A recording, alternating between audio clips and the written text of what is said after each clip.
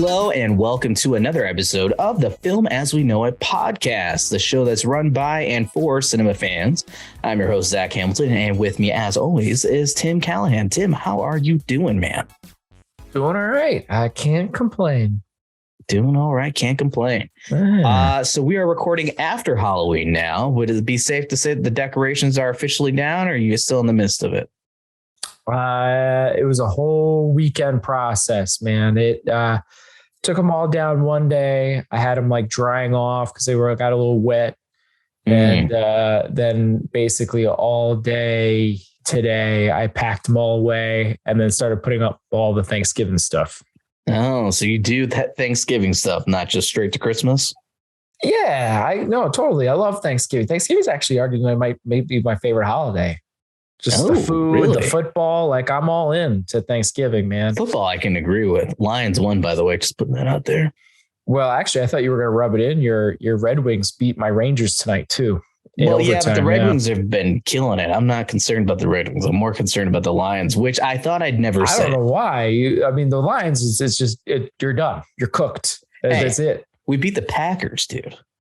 That's not saying a whole lot. The Packers are having a pretty bad year. All right. Easy. But your Red Wings and the Rangers are tied 14 points a piece. So it was a pretty big game going in. Pretty hard fought game. It was basically tied the entire game. It was 1-1, then 2-2, and then overtime. And you guys got the game winning goal in overtime. And I was sad. Telling you, Tim, you need to do a sports podcast, buddy. Just saying. Miss opportunities. Well, that's awesome, man. Yeah, as far as decorations go, we don't have Thanksgiving decorations. We just have miscellaneous random Christmas decorations from our mutual mother-in-law. So I'm not sure when I'm going to be putting those up. I'm probably still going to put them up around Christmas or Thanksgiving. Chat's all about it. And it's really kind of a shared holiday. I know it really isn't, but we're going from fall into winter, I guess. It's not like I put up Christmas decorations like the day after Halloween. So yeah, no, I will be in like a week or so. My wife's going to force me to put the Christmas tree up. Yeah. I always begrudgingly do it, but I mean, I got a little inflatable turkey in front of my house. There you go. Oh, I remember the turkey. Nice. Yeah. I got all this like harvest kind of themed decorations around the house, stuff like that too. So, yeah. Nice. I'll see if I can source a photo of your turkey. I think I've seen it before. Yeah. We'll see how my internet sleuthing is, if I'm able to find it. But yeah, man, I love it. And I love Christmas in general. Obviously our mother-in-law's already got all the Christmas decorations up. It's funny because my mom was in town visiting and I warned her. I'm like, dude, these decorations are going to put anything you ever thought you could do in the future and what you have done to shame. 100%. There's just no competing. Well, she was already crushed when she saw the Halloween decorations, your mother. So, oh yeah, she saw the Halloween stuff. But the best part was it was our last night here, and Janet did our like our last dinner kind of thing, with the family. Yeah, and my mom, I think, had been sitting at the table already, like about to eat, and then she realized, surrounded by Christmas stuff now. Like it's all Christmas already. It's like, Janet will literally take one wall down, put all the Christmas stuff back up on that wall, and then move on. It's like literally just like this slow moving, like everything's going away and everything's coming in at the same time. Like it's nothing too. It'll go even more extreme as the month goes. And she's doing outside, this on a severe. Oh, even this side, she's not done on the inside yet. Yeah. She's doing this with a severely sprained ankle too, as she's putting up all these. The woman's determined. Let us know how determined you are. Would you be doing the same? I don't think I would be. Personally, I'd be milking it more or less. But I still have to take my Halloween decorations off. So if that's any inclination as to how determined I am, the fact that there's Halloween decorations up in the first place, I think was already a lot for me. Well, in keeping with Halloween and holidays, let's talk Marvel movies. Great segue. Shifting gears, new month, shifting gears. Yeah. So let's real quick before we jump into what we're going to do today. I wanted to kind of just touch base on kind of some of the stuff that's coming up. There's some other stuff that we can tease later, perhaps in our next episode, but we are shifting to 2 episodes a month. We kind of teased that earlier. Now, these are going to be 2 guaranteed video episodes. The first episode of the month will be a discussion, more or less like our top list. You know, we'll do kind of a little bit of a draft, talk about it, give our top whatever it is, and we'll try to give heads up on this. So if you guys want to get involved, leave a voicemail on the link that's in every episode description. You can do so. Ideally moving forward, not today, but moving forward, we will have guests on the show periodically to kind of fill in the panel, give a little bit more different angle, different points of view for this particular discussion episode. And then we are still doing Tales from the Set because I love that. It's one of my favorite segments. Tim does an amazing job researching and filling us all in on the hot goss, and as well as just some of the crazy stuff that happens on set. I mean, I learned something new, and I watch all the behind the scenes. And for most of the movies that we've done, and I still have learned many things. So definitely not getting rid of that. So those are going to be your 2 guaranteed video episodes. From time to time, we will likely still do some movie reviews. They're going to be shorter in content, and those will be audio only episodes. Again, still, you know, listen to the show wherever you're listening to it or watch it on YouTube. You'll still have all that available to you. They'll just be audio only. And yeah, and then there's just a lot of other content that's going to be coming your way for Throw the Knife Productions or just general podcasts that are kind of in the same lane. So you'll have a lot of different material to get through your week and your month with myself and Tim, as well as some new faces or new voices because they're audio only. But again, we've teased Tupperware Party Massacre, which is an American Horror Story podcast I'm doing with my fiance, Jacqueline. That airs Tuesdays and Thursdays. And then there's also Vaguely Cultured, which is her podcast. So she's launching with our friend Emily, where they learn the millennial way and watch documentaries and try to fill in the listeners and talk about what they learned. So that's a fun one. Very entertaining. There's also House of a Thousand Stories, which is yet to fully launch, only in trailer status, but that'll be a ghost and or paranormal encounter show hosted by me. And then Tim's got something in the works, which I will tease now, but we will wait till we have that a little bit more solidified. I don't want to rush him with his plans, but Tim will also have some fun stuff for you guys outside of Film as We Know It as well. So you guys are getting a lot of content. It's very exciting stuff. You know, so as much as we are paring down a little bit on Film as We Know It, we're also branching off and bringing a lot of different content with, you know, a little bit of different stuff instead of just films. So I think it'll be a lot of fun, a lot to talk about in the coming weeks for sure. So with that said, our discussion and or our topic and or top, even shorter than topic, is going to be Marvel movies. Our top 10, we're going to go 10. Yeah. I'm getting a little crazy with this one. Top 10 Marvel movies. Now, I think, can go back and forth unless you want to Rochambeau over our video call to see who goes first. I don't mind, Tim. I'm feeling real generous. I think I'm going to let you get the first pick. I know it's crazy, but you were talking up my teams despite the Lions. So in favor of that, your generosity not absolutely destroying me on the show. What would be your first of 5 choices for top 10 Marvel movies? Well, just saying, another reason why we decided to go with this topic is we got Wakanda Forever coming out. What? Wakanda Forever? Yeah. So it's coming out. I think everybody's pretty excited. I'm pretty sure that movie's going to make some bank. Oh, it's going to make crazy money. Yeah. It's going to make an insane amount of money. I mean, I was kind of disappointed by the newest trailer that came out. I was like, you guys already made almost a perfect trailer. You should not even made another one. That first one was so phenomenal. I feel like a memo went out to trailer editors and it was like, hey, I know we normally tease movies. Okay. Like we'll show a little bit of the first act, little scooch of like, you know, some of the middle stuff, but we'll leave the rest. Right. I feel like that memo has long been gone. And the new memo is, can we fit the entire hour and a half to 2 hour movie into 3 minutes? Is it possible? Because every trailer that I've seen probably for like the last 3 to 4 years has given away the entire movie. Now there are teaser trailers, and yes, you could argue, well, it's a trailer. It's meant to show the whole movie, I guess. I mean, it's a trailer. It's meant to entice you to go see it. If I know what's going to happen, I'm likely not going to go see it. A teaser trailer is something that I'd be more apt to watch because it is hopefully a teaser, but even teaser trailers give away too much sometimes. To be honest, actually, that was kind of the old school way. If you look at like the earliest movie trailers, that's how they were. They were insanely long and showed kind of everything. And then they got a lot better, I think, later on at it. But then I think a lot of trailers, I think for a while just became misleading. Yeah. To say the least. It was kind of funny. My brother and I were just having a conversation because, again, we're talking about the podcast that I might do in the future with my brother here. Might be more action movie themed. Yeah. And we were just kind of talking about like the songs that we all heard in multiple different movie trailers. Like this one song you'll hear in multiple different action movies. And I just like came across one today. I was like, oh, here's royalty for action trailers of the 90s I'm listening to. The guy's right making bank. All right. The band and or composers making that money.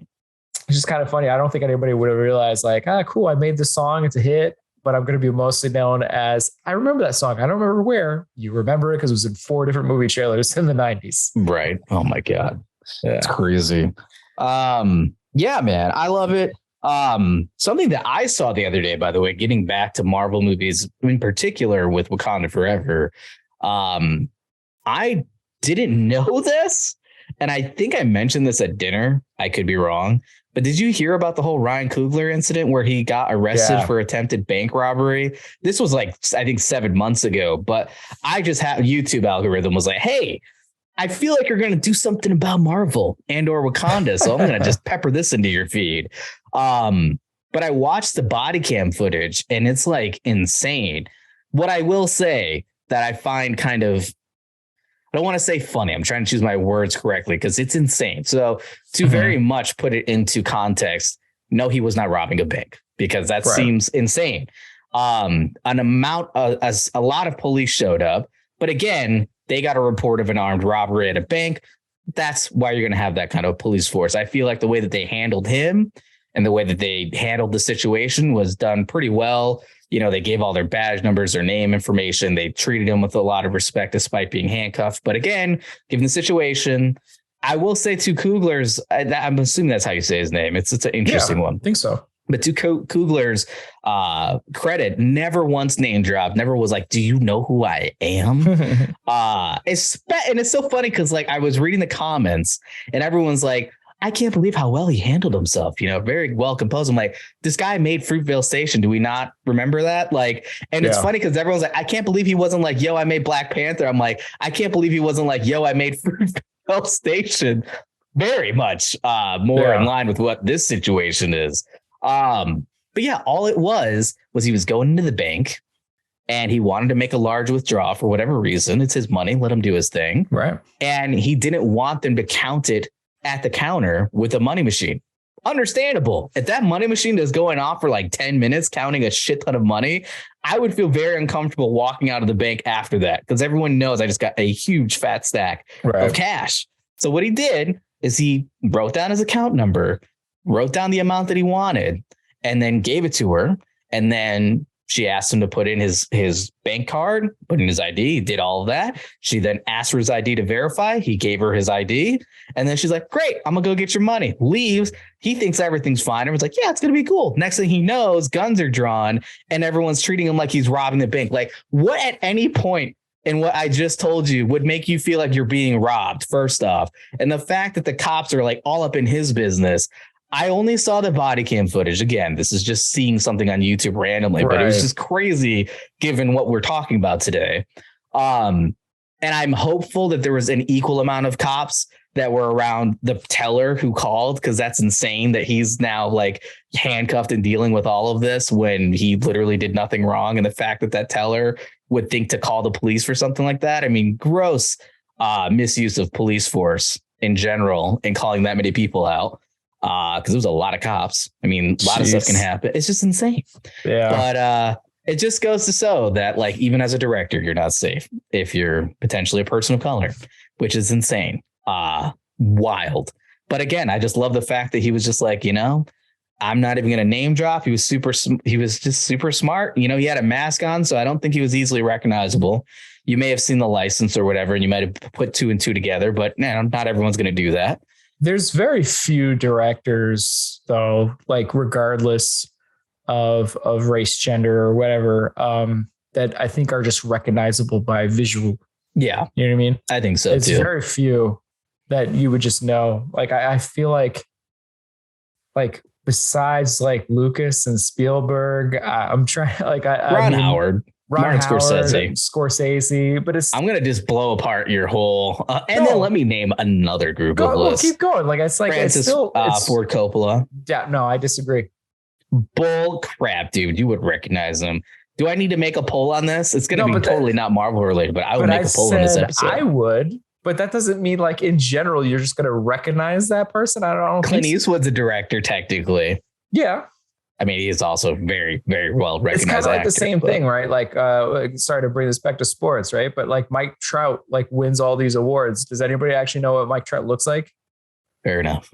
You know what I mean? Because they're not in front of the camera often. You know what I mean? And usually the people you do recognize are ones that have been making movies for like an insanely long time. Hey, you don't have to tell me this. This is the reason why I love being a producer. I don't have to worry about ever getting recognized. I get all the fun stuff. Right. And I don't have to worry about like not being able to take my kid to school or go get groceries. Not that I want to do that anyway. I mean, if I had a reason not to go get groceries, I'd be okay with that. But here we are.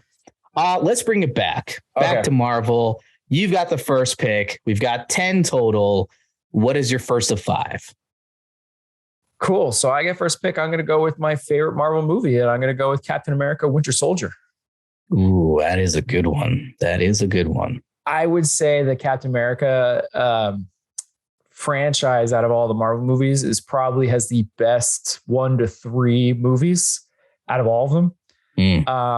And I think Winter Soldier is close to a perfect villain, and you have close to just perfect action sequences. You actually have some insanely great character development going on.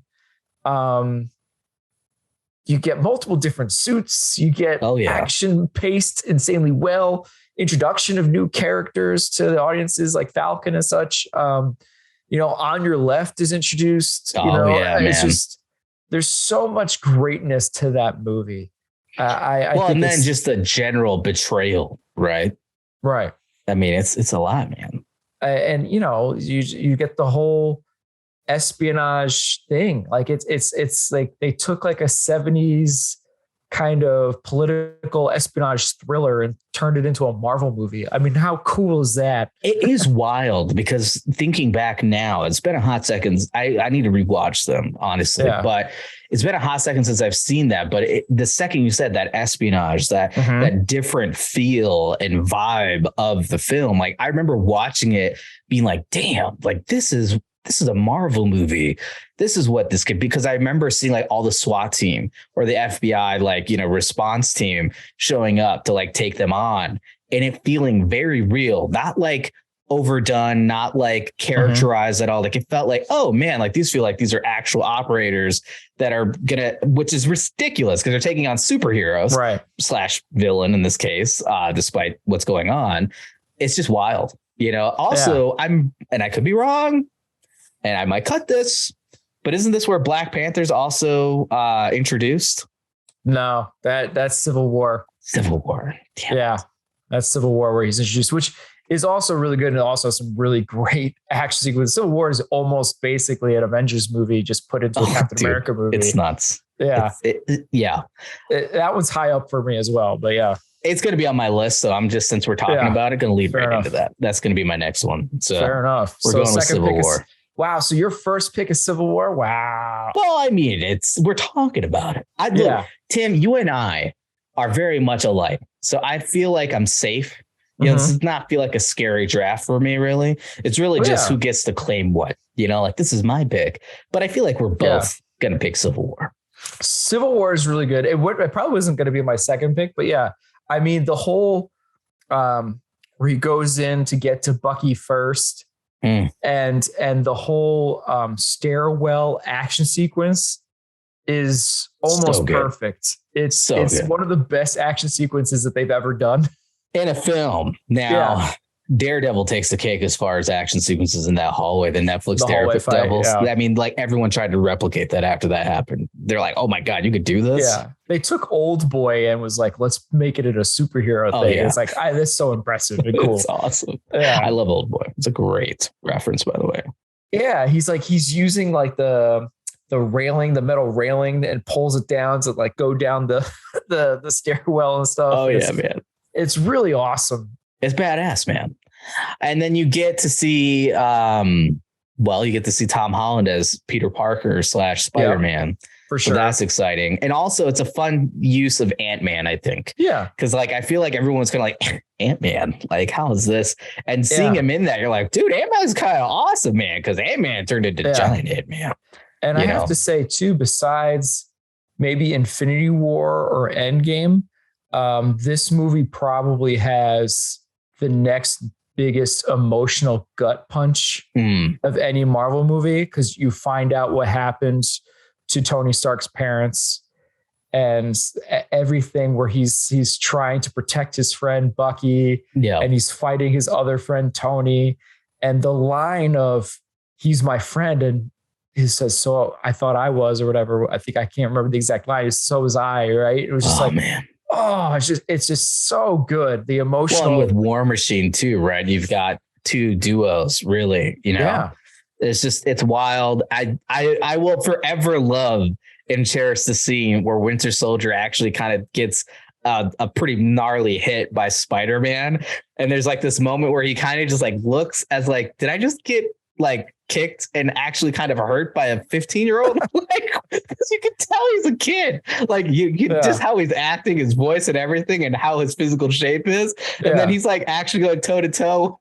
He's like, what the hell is happening right now? Like, and his little underoos. He makes the movie reference. Oh yeah, underoos, and he makes the movie reference of like, you ever see Empire Strikes Back? Oh yeah. And he's like, Tony, how old is this kid? I think War Machine says it or something like. What's the age of this kid? Oh my God, dude, it's the best. I love it. And that is, I think, regardless of who's playing Spider-Man, although I do think that Tom Holland is doing a great job. Oh yeah. I feel like it's just the way that they do his dialogue is fantastic. Like it's just, they really made him a high schooler. And they really nailed that part of it. I would say Tom Holland, in my opinion, is the best all around Spider-Man. Okay. I would say. I think it's fair. Like he's got the best of both Spider-Man and Peter Parker aspects to him. Yeah. You know what I mean? And then I would say Garfield probably was the best of just purely Spider-Man. It's funny because I think a lot of people dislike the Amazing Spider-Man films, and I think there's reasons for that. But it's really two. It's really the second one that's just so awful. But the thing is, like, him as Spider-Man is not the flaw. Yeah. I don't feel like it is. I think he wasn't at all. He's a little bit more cocky. He's a lot more sure of himself, and I think there are versions of that Spider-Man. You know what I mean? So it's like, I like that a lot. The banter and the humor, he just nailed it. Oh yeah. Killed it. Yeah. And Tobey Maguire was the best Peter Parker. Okay. You know what, Tim? I like the way you think. I like it. I sense a Spider-Man episode coming up at some point, whenever the next Spider-Man comes. Sure. All right. So that was my pick. Right. So right now we've got Winter Soldier, Civil War. What is your next pick?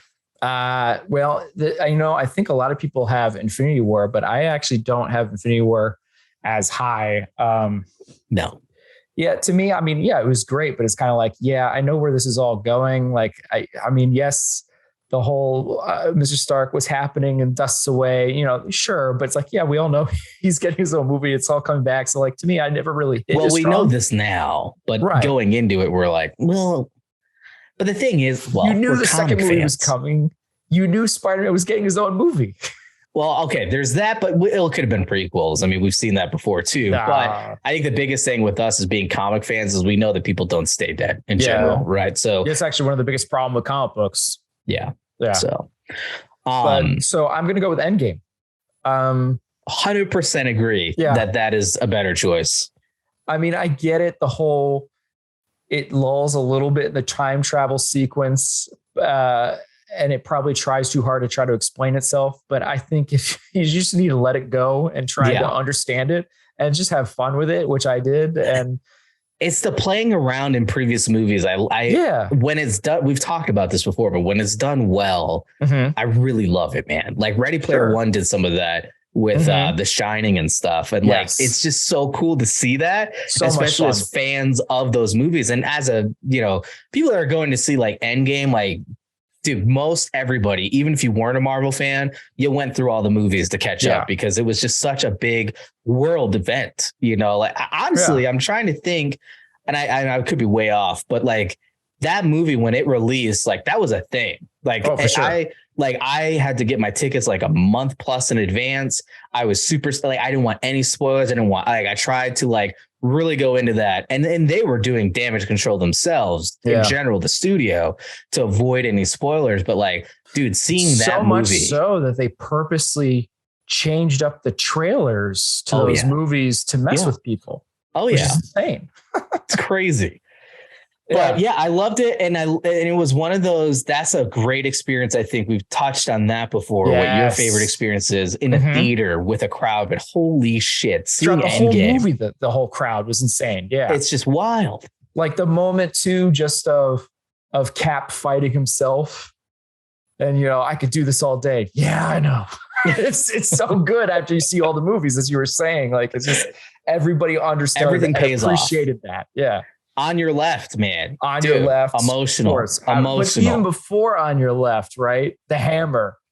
Cap getting the hammer is still one of the things I probably will revisit on YouTube, of just watching crowd reactions of Cap with the hammer, because it's so phenomenal. Like everybody was like, oh yeah. Out of shape Thor, the best gamer Thor. Freaking dude, love it. Love it. And like him cursing at the little kid on the playing Xbox is hilarious. Or what I love about it too is connect to crying when they see their mother after, dude, it's so great. And I love that it like inspired a whole nether lane of cosplay, because most people are like, man, I wish I could cosplay as Thor, but I'm just not in shape enough. Now it's like anyone can cosplay as Thor, right? He is the people's cosplay. And they're awesome cosplays. I've seen pregnant women do the Fat Thor thing. It's so funny. I love it. It's good. Yeah. That's amazing. Well, shoot, man. That was a great one. And I could argue you're going to choose that for your third one? No, that was my second one. Well, your second one, I guess. Third on the list. I got to go Guardians of the Galaxy, man. I have to, because it was like a really fresh take. Like we were getting a lot of the same. And it was a really new way of looking at these Marvel movies. Again, James Gunn coming in, killing it. Yeah. I got to go Guardians. At least the first one. It was what I mean. Even the intro alone was like just crazy. It was awesome with the credits and everything. It became one of the biggest soundtracks. Did it not? Like, oh my gosh, the soundtrack is like normal people that normal's not the right word. None of us are normal, but like, tell me how you really feel, Tim. Like people that I would never really associate with like comic books or Marvel movies or anything like that are like I was at like a thing for work, right? And they were like, sometimes they'll play music while teachers are supposed to be like doing something in these groups and such. And they're playing the Guardians of the Galaxy Volume 1 soundtrack. Like, wow. Dude, it's banging. Like, wow. Banging. Such a good soundtrack. Good movie too, but the music. But it added to the movie. The music made it took it up a whole other notch. There's so many great emotional beats to that movie. And it gets you right in the beginning too, with the mother dying and everything. And man, yeah. But I mean, it's impressive that they took characters that almost nobody knew anything about and made them just as popular as like Spider-Man, which is insane.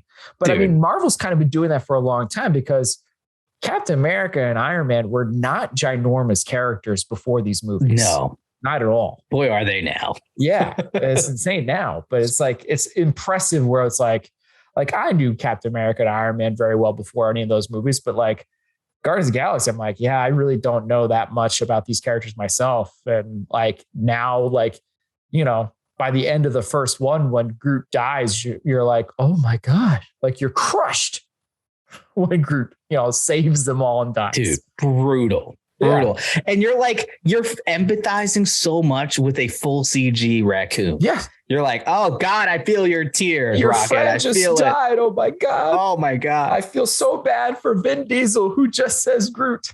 And he just died.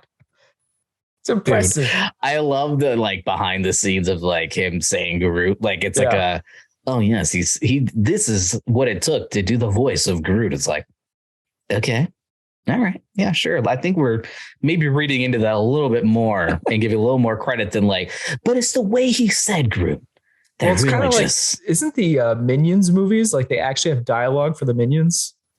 Oh my God, that'd be funny. I think they do. I think I remember reading that somewhere. Maybe I could be wrong, but I could have swore they actually have dialogue. All right, we might have to look into this. Might have to pepper this into a bonus Tales from the Set or something. Little extra.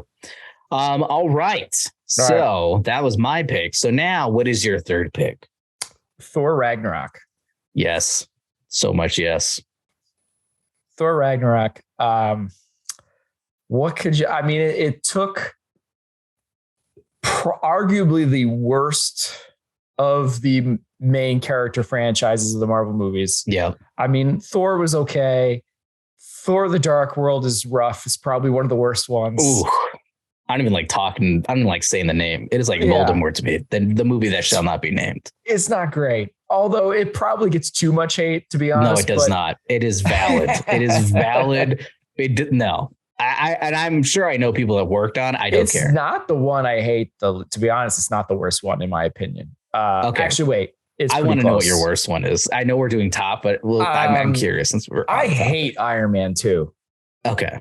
I really hate Iron Man 2. There's people that think Iron Man 2 is. I love Iron Man 3, to be honest. I'm a defender of 3. I think 3 is good. Okay. All right. Well, we might be defending it later, depending on how hot you're coming in with that one. But, dude, it's high. It's we might have a bigger conversation than about our bottom list. Iron Man 3 is not anywhere near my bottom. Oh, it's not my worst movie. It's just, it's not one of my favorites. That's all. Well, anyway, but Thor, Dark World, 100% is on that list. But yes, Thor Ragnarok, right? So it you have Thor, okay. Thor: The Dark World, you're like, oh, this is not working out.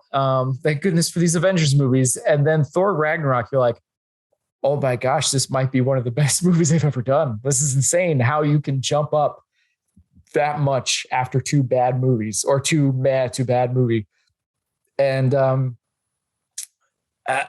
everything with Loki in that movie that it could almost make you cry at parts, but then other parts you're laughing. And then the whole beginning and the music again coming in as he's fighting all these demon things and dude, them getting the license to that Led Zeppelin song. Oh my God. Yeah. It is a match made in heaven. It is so good.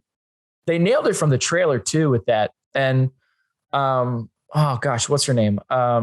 Playing, Kate Blanchett. Phenomenal.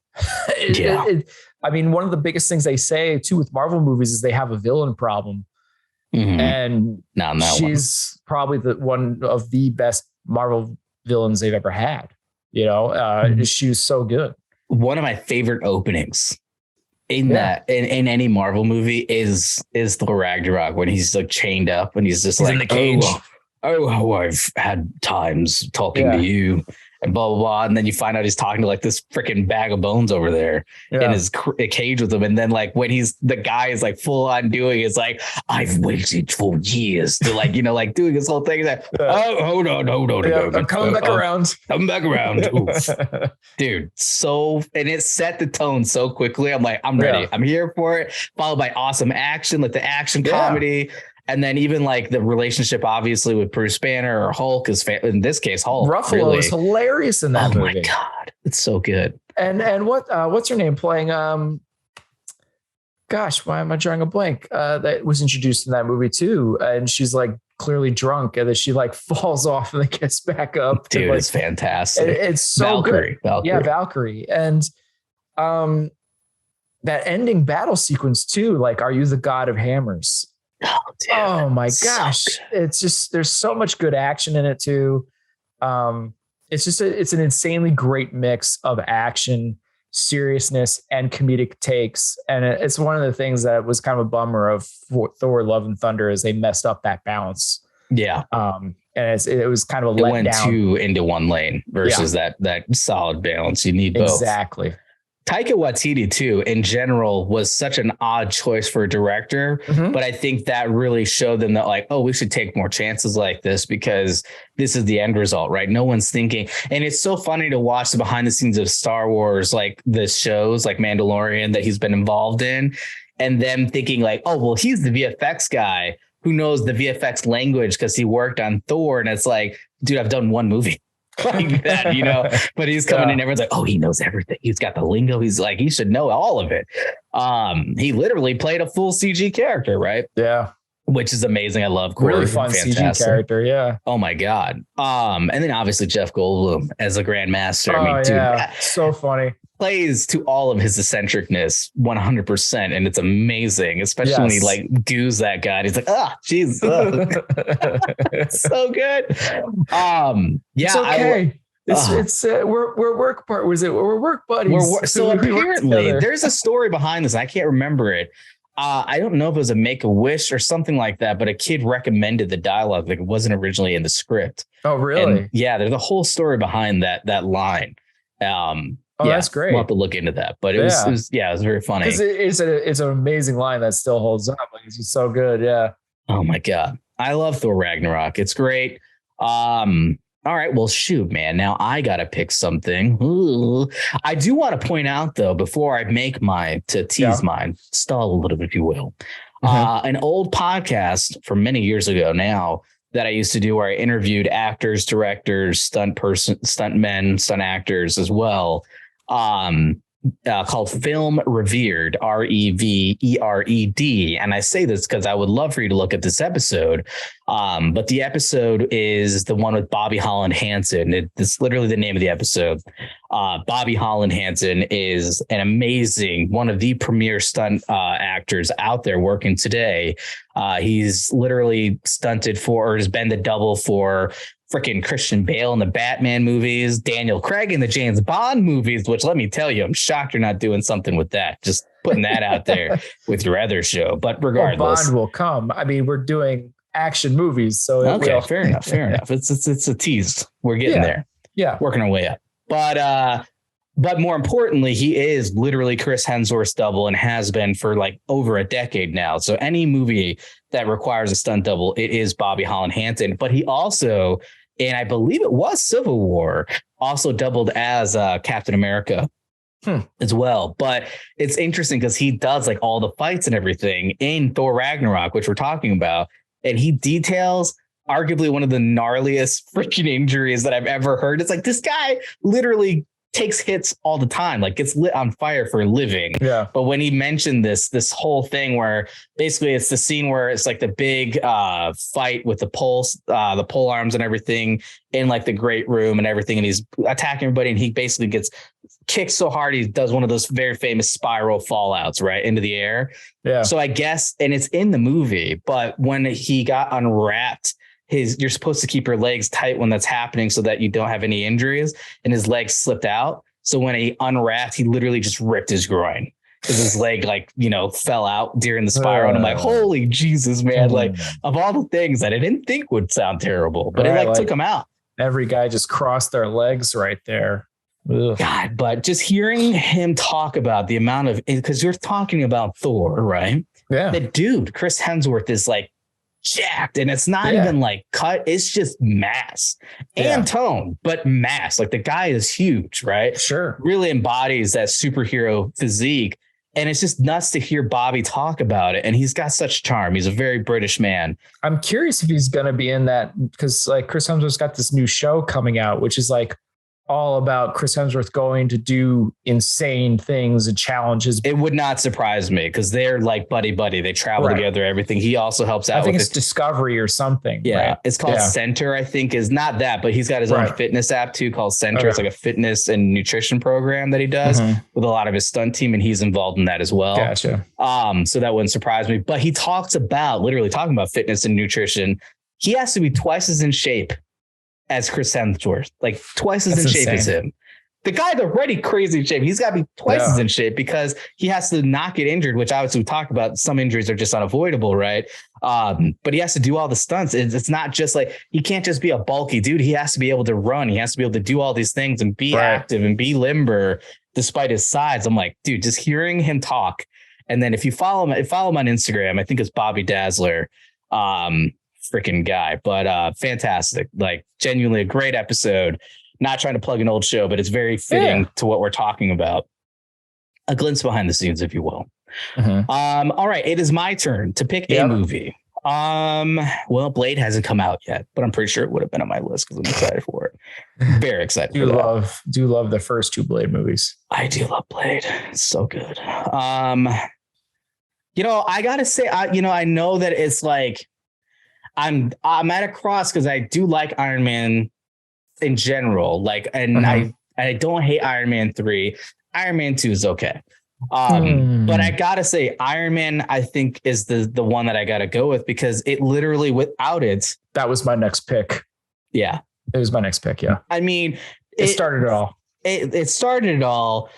Absolutely reinvigorated Robert Downey Jr.'s career hardcore. I mean, it genuinely, like, and it's so nuts to take a chance on someone like that. But at the same time, like, if his screen test was anything like how he was in the film, it was hands down not even a hard choice. Like, he is Tony Stark. Like, you see him in anything. Like, it's one of those things too where he became so good at what he was doing.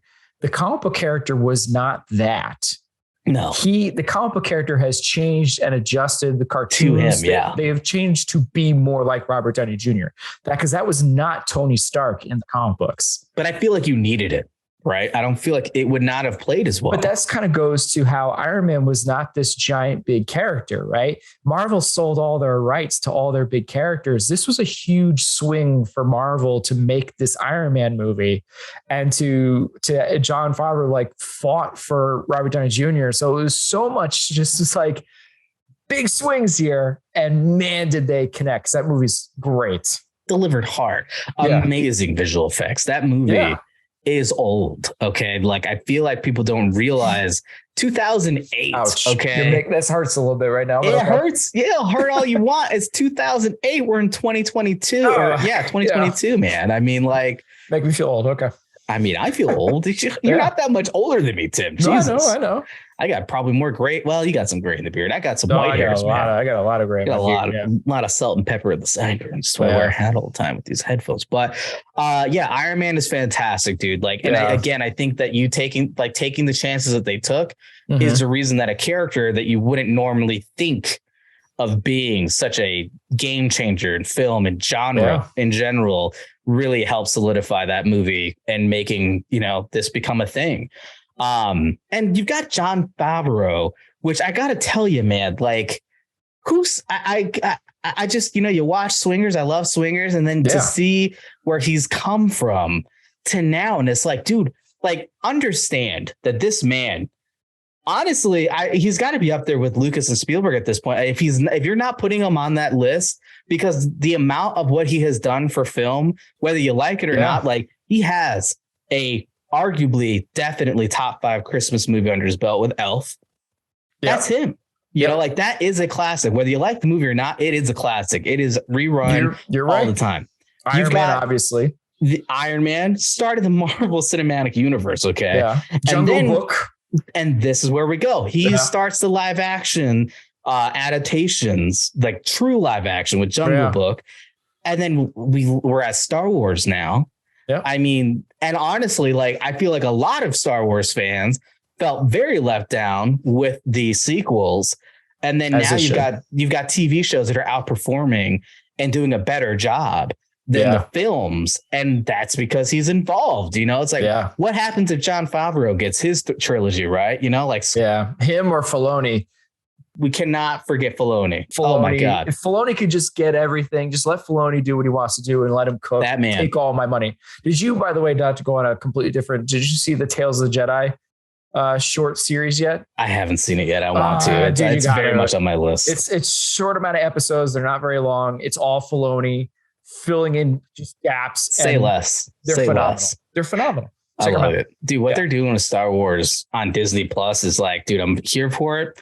I'm all about it. Even the ones that aren't that great. I mean, let's be honest, Boba Fett was okay, but it had its moments. I mean, you got Danny Trejo in Star Wars. Are you up to date with Andor? I have not seen Andor. I know. I've been so far behind, man. I do all these podcasts and I work. But Andor, it's arguably one of the best things they've ever done. And it's one of the more interesting. Rogue One was such an interesting. We're really going on an off tangent here. This will likely get edited out, or maybe featured in a random. It's all part of It's all fandom. It's all fandom over universes, right? But ultimately, I will say Rogue One and that espionage factor. Speaking of espionage, there we go. We're circling it back. That whole like seedy underbelly of like, look, I understand that morals are questionable, but like, let's not forget that they are the rebels, right? Like they're to a lot of people terrorists, right? Like they're not like, and there's a way that they're operating that to most people is like, dude, what are you doing? And you really never question that until you see Rogue One and you kind of get a glimpse of like, holy shit, that guy just like straight murdered that dude just to not get caught. Like and this is the character of Andor. All I got to say, dude, is you got to watch the show. It plays into this so much more. Oh my God. You're going to love it. What I'm saying is like, that's why I am excited for the show. Because I remember seeing that being like, oh, this is something that needs to be explored. Everything I'm hearing from you, how excited you are from Rogue One is exactly why you're going to love Andor. Right. Yeah. All right. I was going to watch Marvel movies again, but screw that, man. We're already talking about it now. I don't need to watch them again. You'll get to all right. So are we done talking about Iron Man, right? Okay. I'm done. I'm done. I concede my time to you. All right. I'm gonna go. Wait, what pick is this one for me? 4. This so my second to last pick. Okay, cool. All right. I'm going with the Avengers. The OG Avengers? The OG Avengers, the first one. I think that was quite an interesting movie experience for myself. Not that it was the same as Endgame where the crowd is going nuts, although some quite good movie reactions too for that one. But it was one of the first experiences of being like watching it, like, I can't believe the comic books that I've read all my life is coming to life, and I'm watching visually a splash page come to life right now. I was just astonished watching, like, I can't believe they did it. Oh yeah. This is happening. This is working. And I was just so enthralled by that, and it's still, the whole New York I could probably play the New York battle sequence on a loop for my children and they'll be enthralled the entire time. Oh yeah. It makes you crack up with Thor and Hulk. Again, balance. Yeah, exactly. Loki's Tom Hiddleston is just killing it the whole way through. Is just such a good villain. You can't go wrong with that. The only thing you can go really wrong with that movie is, the Cap suit's not great. It's tough, man. Like, I'm glad you said that because I am not alone. Because the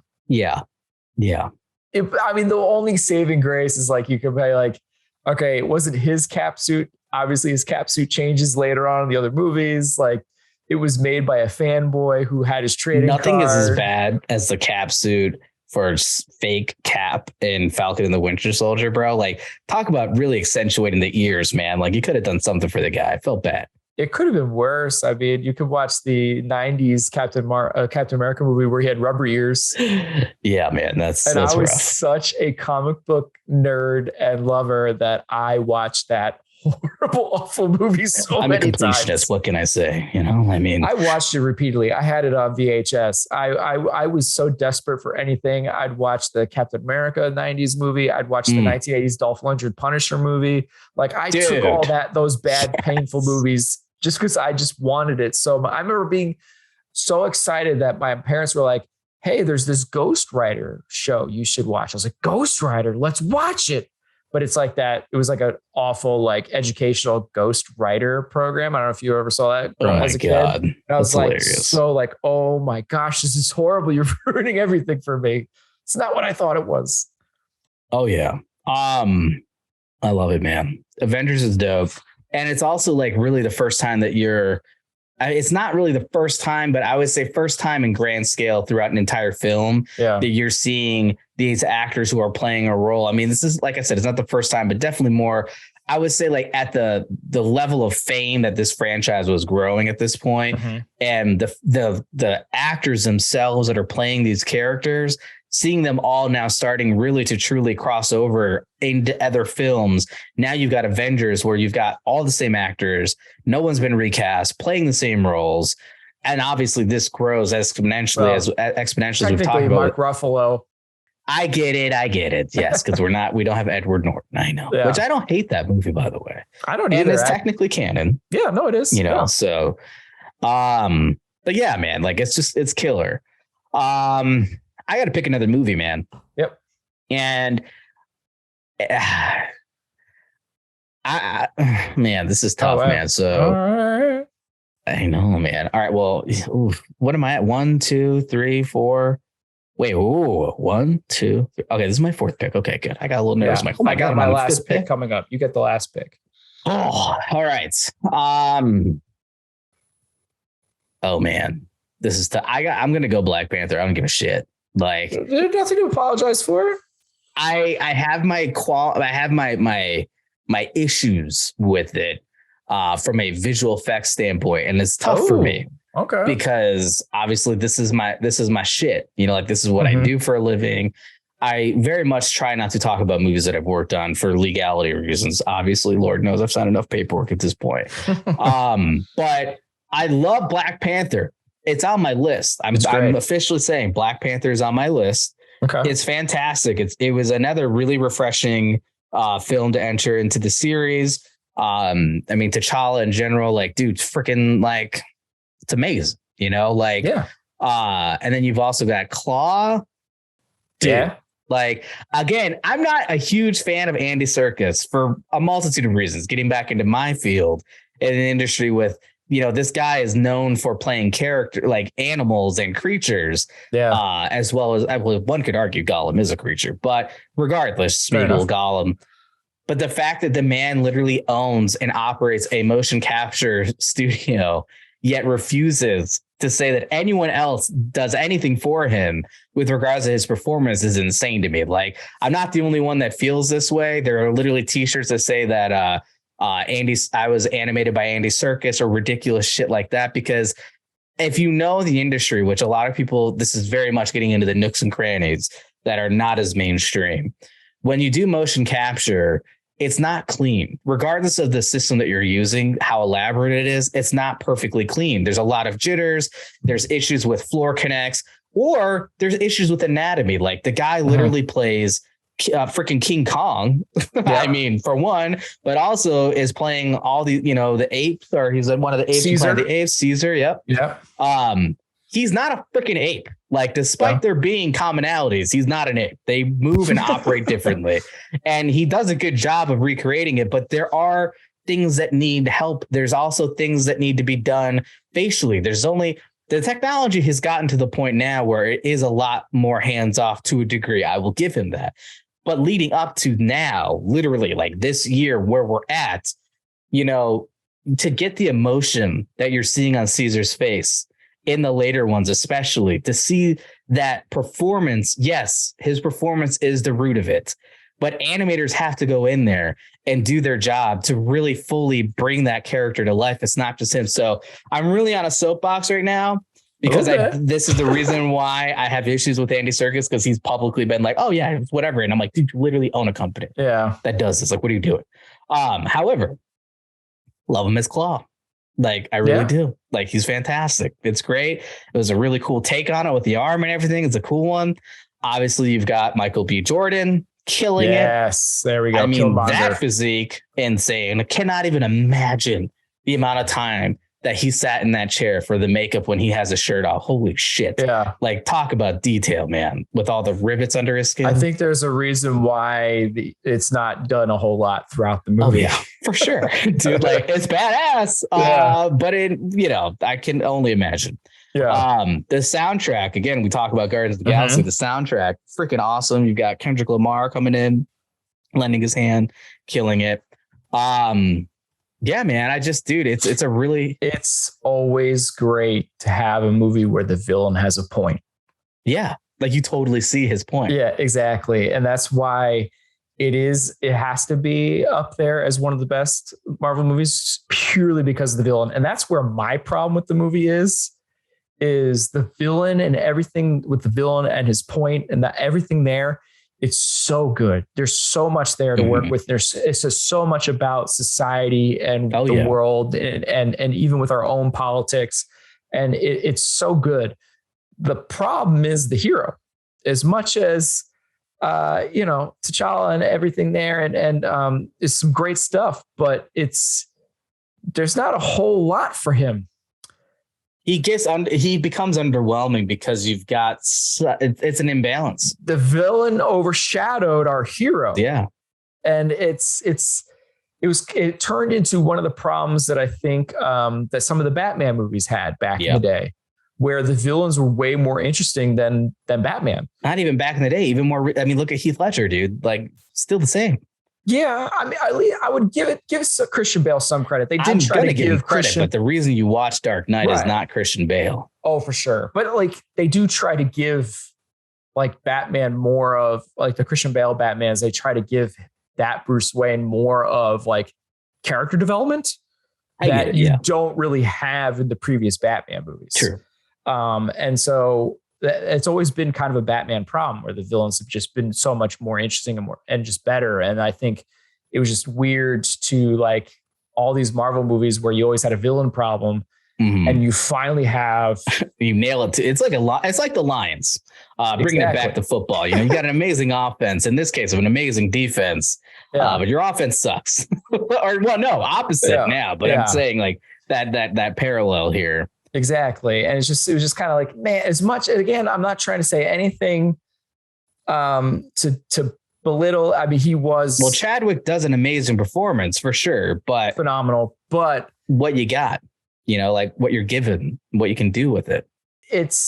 I think because too, there's so, how do I want to put it without getting attacked here? Because I feel like this is one of the ones that can start up the most debates and controversies is Black Panther, because I think there's some people that will put it up there in their top 3, and I understand why they put it in their top 3. But I think in general, there's some things that take away from it that could bring up to another level. It's a top 5 for me. It's not going to be a top 3, and I think it's for the reasons that you're alluding to. But part of it too is just from a filmmaking standpoint too. And this is story. This is that balance, right? But also. And again, it's nothing against Chadwick. I think he's a great casting choice for Black Panther. But again, they just really killed it. And Michael B. Jordan, I mean, he's a scene stealer, dude. The guy's a fantastic actor. To be in really scenes with him, it's written too. Just what the whole plot and ideas and dialogue. Yeah. That whole sup Aunt Auntie. Oh my God, dude! Like it's amazing, right? It's not stuff you're expecting. It's great. Yeah. But yeah, what I was getting to is that whole final sequence, that final fight is tough for me because it really it started to lean too heavily into the VFX realm. Yeah. And then you start losing your ground of realism in the fight, right? You're starting to lose that balance. Yeah. And so I think that's where it struggles for me. And it's not that it looks bad. It looks good. It's just like, I feel like most of the audience can tell that it's visual effects. That's where you start to run into an issue with a movie like this. Yeah, I agree. Because it's not to a degree, there's certain things they're doing that are impossible, but there are ways to film that. And again, it could have been from a safety standpoint. It could have been from a time, budget, schedule. There are a myriad of reasons that you go this route, or it could have just been a stylistic choice. They wanted to go for that exaggerated look, but it took me out of it. And I think again, this is my bread and butter, but I think that even people that aren't in the industry, I think it is a sore point for them a little bit. Yeah. And I agree. Like they do make a great like dialogue joke about like, oh no, there's action. Hold on. Let me put on my helmet. Like, it's like, okay, that's funny. So I get why you did this with the suit, but I actually think this was a mistake that you did this with the suit. And I preferred it the other way. And I think too, like, I think with all these other movies we mentioned earlier, I think each of us could probably pinpoint at least one or more action sequences that we've like, wow, that was so memorable and that was so great. And I don't think I can really do that with Black Panther.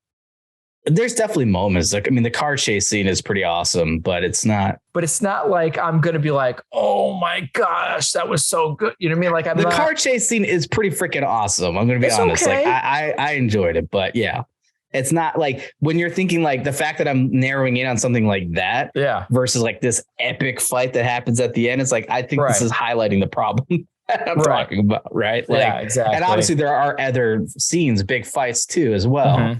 I have to say, just to nerd out a little bit with the second one, like my comic book fanboyness, and I'm seeing a movie trailer, and I'm seeing Namor, and he actually has the wings on his feet and ankles. I'm like, I can't believe if I told my childhood self I would see this in a movie. I can't believe it. I'm still stunned. You know, it's nuts, and I got to tell you, like, I feel so bad for freaking Tanakh, because there are like a lot of people that are giving him shit saying that he's not in shape enough. I'm like, what are you talking about? Like, dude, really? There are literally like YouTube videos and comments, but like, I don't think he's in shape enough. Have you seen the comics? I'm like, first off, comics are insane. And I will admit, people like Chris Hemsworth, I mean, hell, even Chris Pratt, like, you know, yoked out. I mean, hell, even freaking Paul Rudd, you know, once he got his Marvel movie, slender, but super shredded, right? Even Downey Jr. put a little bit of mass on himself. Yeah, you know? For sure. Yeah. Like, but they see him and they're just like, well, I don't know. He's not really in. I'm like, dude, like, if you really look at like all the shots that we've seen, or even just like the glimpses or the stills where you can actually really, the dude is still super in shape. He's just not like super literally shredded. Like, he's just genuinely in shape. Like, I would still believe he's capable of what he's doing. Anybody who said that ridiculousness, you wish you looked like that man. Right. I do wish, for sure. I would kill to look like that. Right. Exactly. Most people would kill to look like that. Like, I still feel like that is, you know, a superhero movie physique. For sure. No question about it. It's kind of insane. Like, look back at older movies, you know, look, I mean, yes. Look at Michael Keaton. I mean, I love Michael Keaton's Batman, but let's be real here. I mean, like, they literally had to put on like fake. Actually, no, the fake ab stuff came in Batman Forever, to be honest. Did that come with the nipples too? Yeah, it did. Bat nipples. Yeah. Hey, I'm a completionist. I love Batman. I've seen them all. I even watched Adam West's Batman. I have the box set. You know, some days you can't get rid of a bomb. Oh my God, dude. I love it all. Don't get me wrong. There's so many great mashups that Corridor Digital has done on the internet. Look it up. All right. So Black Panther. Now we've come to the ultimate decision. Your last pick.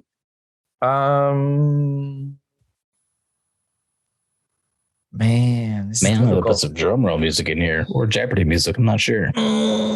What's not going to get me pinged for copyright? Well, I mean, it's kind of great. So I didn't get to. You picked Iron Man. That was also my like 4th spot. My 5th spot was Guardians 1. You already picked that one. You know.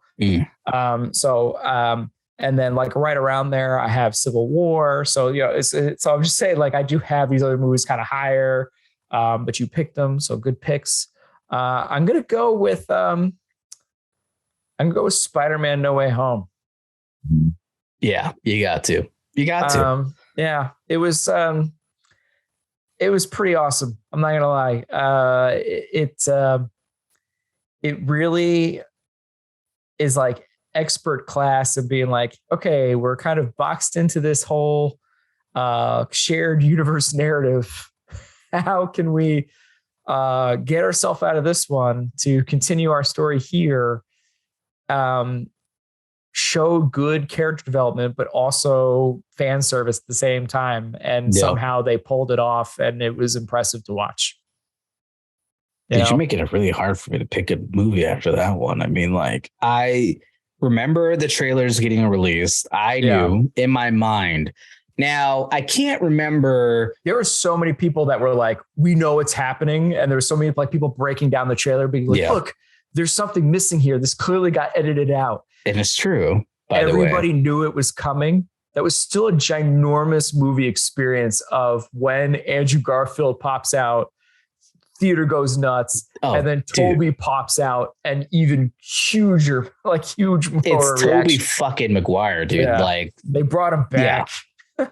It's amazing. Like, but it is nuts because it goes to show what I have said many a times, that trailers are misleading. Yeah. Now that can be good and bad, right? Like you can be like, oh, visual effects look a little tough here, whatever. Like it's not looking too great. But again, like I've said, a lot of times when trailer shots come up, they're well before a movie's even finished because the movie's still in post-production at that point. They may even be doing reshoots when a trailer gets released. So you're really not seeing the final product. Now, the other misleading aspect is, okay, shit, we've got this massive battle. We've got 3 Spider-Men definitely in this shot. How do we release this epic shot with only 1 Spider-Man? And put it for a trailer. And what ends up happening is a villain gets hit by nothing. Yeah. And now we've entered into the Pandora's box that is the internet, and the people that are going to go frame by frame, then look at this and be like, clearly this is a thing. And then it's like, okay, shit, do we respond to that? Do we just ignore that? Do we try to downplay that? Like what? And then everything with Garfield was hilarious because he was the whole time. Nope, not in it. Sorry. Oh my God. Such a good straight face. But what's insane to me about that is more than anything, like everybody who watched all these things about like breaking down the trailers, watched everybody trying to ruin it. So many people going into that movie knew exactly that these people were going to be in it, and people still flipped out and loved for sure every second of it. And that's insane to pull off, that people saw your punch coming and was so excited that punch was coming and gladly welcomed it and was excited that you just punched them. 100%, dude. I will say that a stress dream of mine, a dream that would wake me up in sweats, is anytime, and it fully relates to this movie, is anytime I get content from a client. Now I work for the client now, so it's a little bit different in my current capacity. But before, when I worked for a vendor studio, dude, when you're working on big movies, like for instance, Mulan, right? So I was the lead coordinator on Mulan for the studio that I was working with at the time for visual effects, which meant that everything came through me. But that also meant that anytime Disney sent me something, it had my name on the entire frame, like ghosted in, like watermarked in on every piece of footage that we ever got. And I'm not going to go into the intricacies because again, but it's so terrifying because every time you're getting material like that material is then getting distributed amongst the team where it needs to go for obvious reasons. You're like, please, for the love of God, do not fucking misplace this because my name is on it. And I know I'm not going to misplace it, but no one's going to think that because they're going to see my name on it. Right. It's the same thing with scripts. Every script that you get has your name on every freaking page. Like it's even a joke in Entourage where M. Night Shyamalan gives Ari his script and literally his name is on every page. Like, oh my God, he's so crazy. That is just Hollywood. That's not just M. Night Shyamalan. Like that's everything I ever have gotten is like that. And the reason why I bring that up is because Spider-Man, again, along with what we've talked about now already with people going at it, had its trailer leaked, man. Like, absolutely 100% worst case scenario. It had some random person's name on it. Literally full on news articles at every major news site were dedicated to trying to figure out who this person was. Was that person responsible? Who are the voices in the background? Are those his kids? And I have to tell you, full on, this is some real, inside baseball, if you will. It genuinely scared the shit out of every single one of us because number one, I think, like I've said, everyone has had that stress dream of like, please God, not me, right? Like, oh my God, I can feel for that person in this scenario because I doubt that it's actually them. That's insane. Yeah. But the other thing that really scared the shit out of us is we have this luxury of being able to work from home as a society now. Everyone has been able to work from home in a lot of capacities, right? Not everyone, obviously, you as a teacher are still, working from the school, but even you work from home temporarily. Yeah. But I never, again, what I do for a living, like I'm a producer. I never thought that I'd be able to do that and not be in the studio. I'm like, how am I going to manage my team? How am I going to manage my artists, my coordinator, whatever? Like, how is that going to go down remotely? I just couldn't see it. Obviously, now I see it fully and I love it. And it allows me to live where I live, where, again, I never thought I'd be able to do that in this industry. And so now you've got this trailer getting released or leaked. And it's like, these are the reasons why clients like Disney and other studios will legit make it so that within, and again, I know you roll your eyes, but trust me, dude, like No. it's a thing. Like they will add it into their security protocols that you have to be on site now to work on their projects. They didn't do this, obviously. But what I'm saying is like, this is running through all of our minds because every studio has their own security protocols. Definitely not getting into what those are. But what I will say, though, is it scared a lot of us because we're like, holy shit, this could end work from home for all of us. Like, because if this comes out that like this guy's kid leaked this video or some family member leaked this video that had access to it because he was at home, dude, we're fucked. Like, you know, like it genuinely scared the shit out of all of us, right? Because we all got comfortable. I think a lot of people got comfortable in a lot of different industries working from home. And it's like, dude, like it was really scary. So as much as I love the film and, you know, and it was great to just see all the people trying to nitpick. Even again, I bring Corridor up a lot. They're a great company.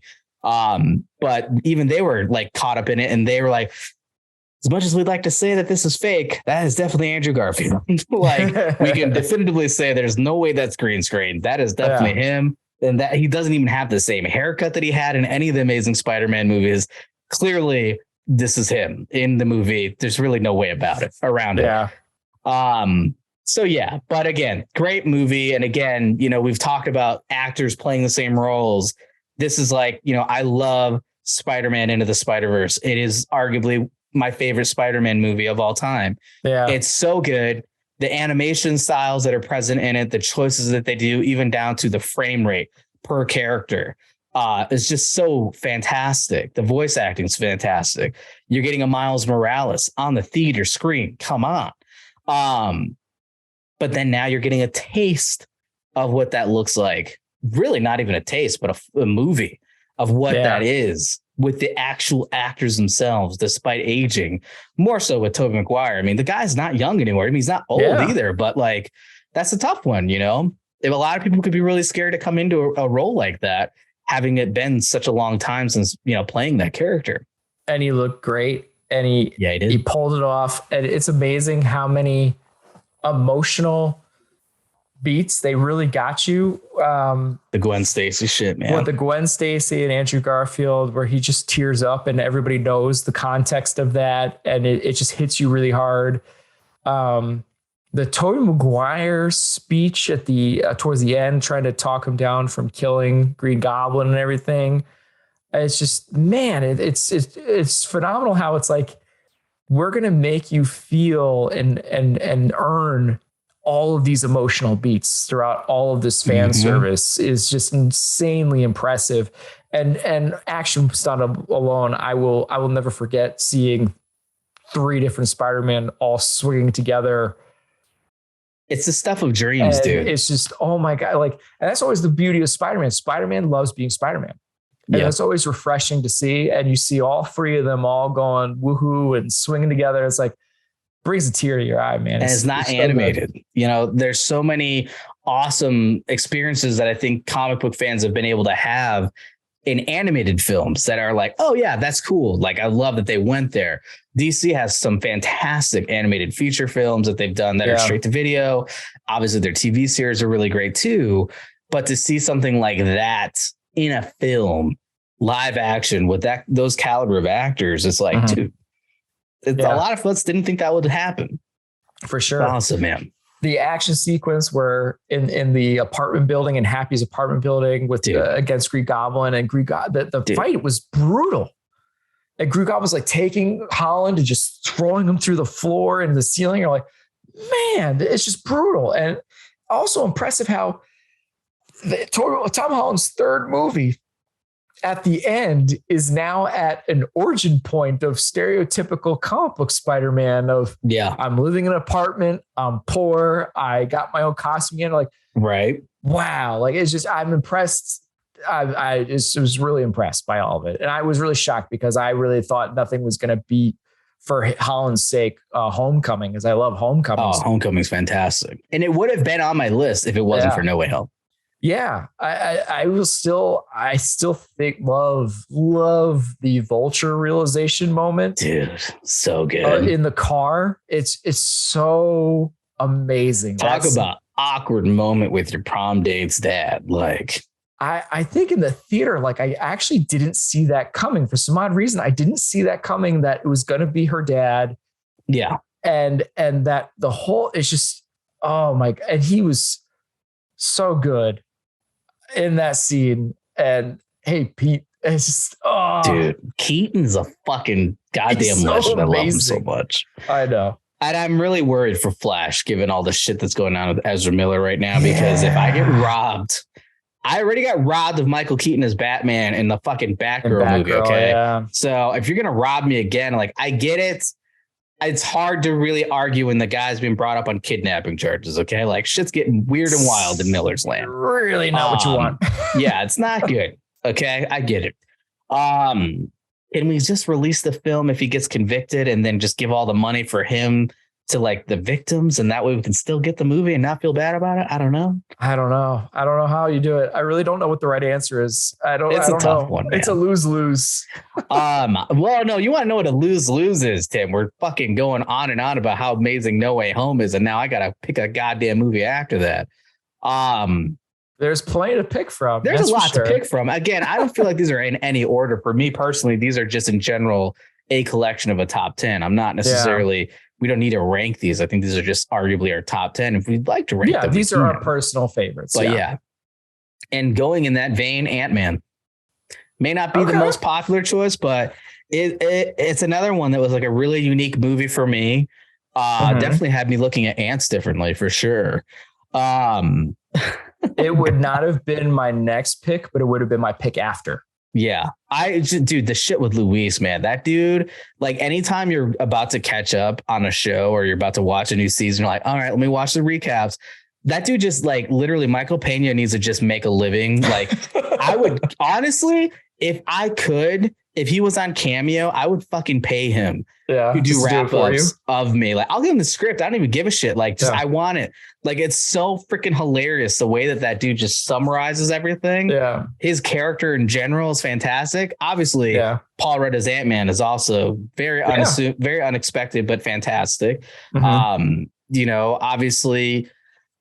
you've got Michael Douglas killing it. You've got Evangeline Lilly. It does the whole de-aging thing. And that movie was really what's kind of started people being like, whoa, I can't. I'm kind of shocked what people. That and Guardians. Because Guardians did it with Kurt Russell. But I think this came first, Ant-Man, didn't it? Did it? I thought 2015. You might be right. Yeah. Yeah, I think Ant-Man came first. Guardians of the Galaxy came out in 2014. Volume 2 did? Oh, no, you're right. It is Volume 2. You're correct. Volume 2 is Kurt Russell. Volume 2 is going to be 2016, I bet. 2017. Yep, you're right. Yeah, Ant-Man came first. And so it was pretty darn impressive, that de-aging thing right at the beginning. Yeah. Well, and that's the thing is like, this has been something that's been going on in Hollywood for a very long time. And it has been very taboo. You're not supposed to talk about it.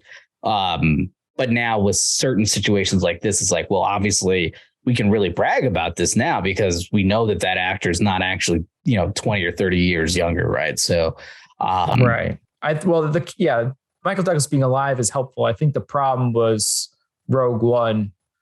Well, but that's not de-aging. That's just a full CG head replacement. That's where you differ. I think that's where the controversy really started with that kind of stuff. Yeah. When did Logan come out, by the way? Oh, 2017. Logan has arguably, I would highly recommend if you haven't seen the movie or watch it with a new perspective, arguably some of the best digital head replacements I've ever seen in my life.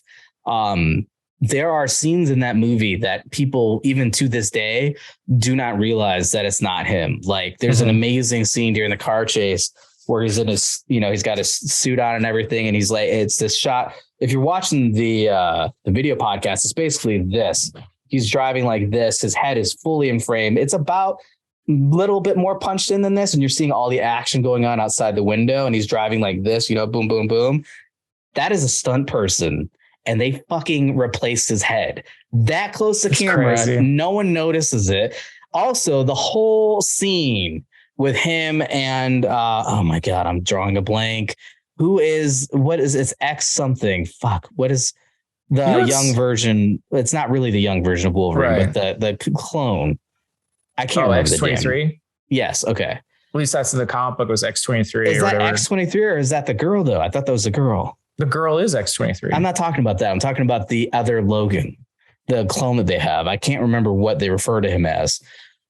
But no, so like that's another one that I geek out on, because when you're talking about de-aging, because that was a full CG head replacement that was an insane level of fidelity and detail. Yeah. But what's even crazier is like they didn't have like that camera move when he's coming down the stairs.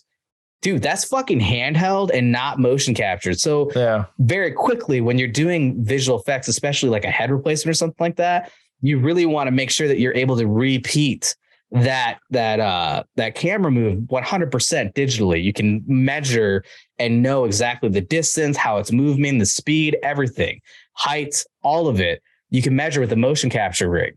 And that's super important because it makes doing certain things like a full digital head replacement much easier.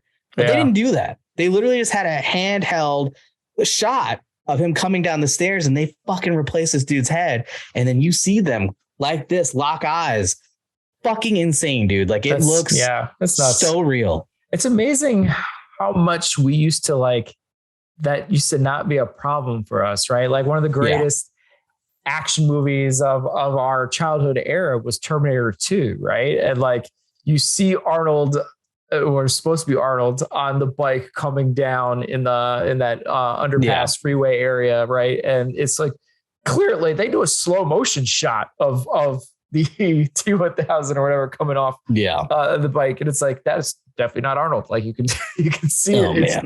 It's slow motion, but you don't care. Like but it's now like so good at effects. Now it's just like either we're gonna cut this in a way that you're not gonna notice it, or we'll just do a head replacement. Yeah, if we have the budget for it. Like it's nuts. Yeah, but back to Ant-Man. Yes, back to Ant-Man. But I do real quick.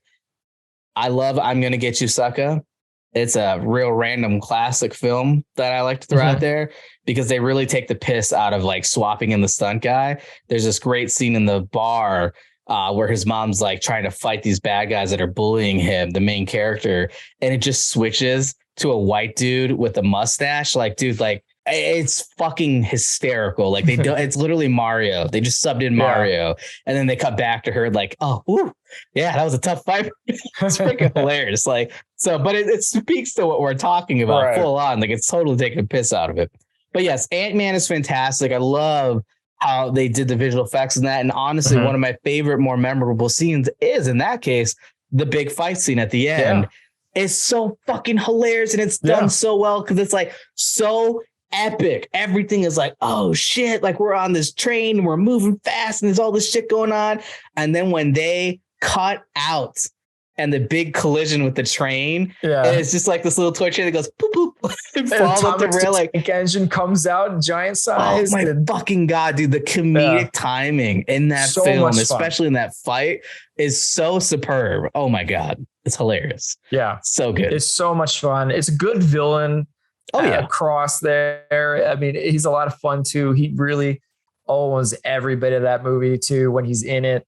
It's a good balance between hero and villain. That's one of the rare things with Marvel, where you have like character development hero wise, where the hero is just as entertaining as the villain.